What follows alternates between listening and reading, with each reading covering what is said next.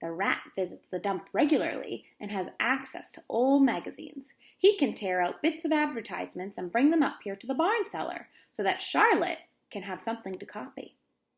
Good idea, said Charlotte, but I'm not sure Templeton will be willing to help. You know how he is, always looking out for himself and never thinking of the other fellow. I bet I can get him to help, said the old sheep. This is the picture of the meeting. One person that Charlotte did not call out was Fern. Fern is at the meeting with all of the animals. I wonder if she might tell her parents or share with them any of these things from the meeting. I bet I can get him to help, said the old sheep. I'll appeal to his baser instincts, of which he has plenty. Here he comes now. Everybody keep quiet while I put the matter up to him. The rat entered the barn the way he always did, creeping along the close to the wall. What's up? He asked, seeing the animals assembled. We're holding a directors' meeting, replied the old sheep. Well, break it up, said Templeton. Meetings bore me. And the rat began to climb the rope that hung against the wall. Look, said the old sheep. Next time you go to the dump, Templeton, bring back a clipping from the magazine.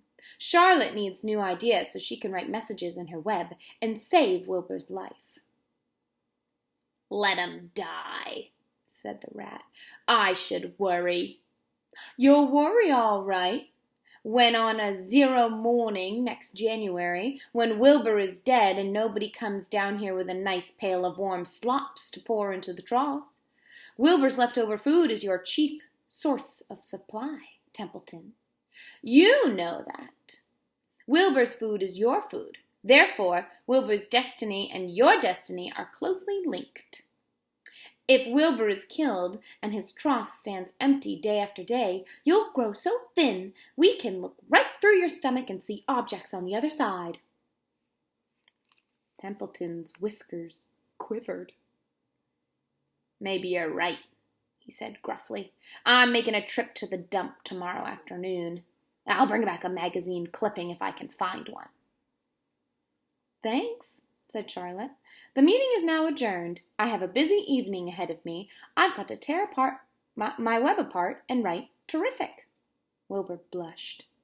But I'm not terrific, Charlotte. I'm just about average for a pig. You're terrific as far as I'm concerned, replied Charlotte sweetly, and that's what counts. You're my best friend, and I think you're sensational. Now stop arguing and go get some sleep. The next chapter is called Chapter 13, and it's called Good Progress. So in this chapter, a lot of things happened. So they had a meeting to talk about what they're going to write in the web next. And the gander suggested the word terrific. And then the sheep said, well, we should ask Templeton to go get some new magazine clippings for ideas for new words for Wilbur. And Templeton didn't want to do that. Templeton is kind of selfish. And he had to be tricked kind of into helping. The sheep said, if Wilbur's not around, then Templeton won't have food to eat too. So Templeton kind of relies on Wilbur. Well, I hope that you all have a great prediction about what you think is going to happen in Chapter 13, called Good Progress. Have a great day. Thanks for listening.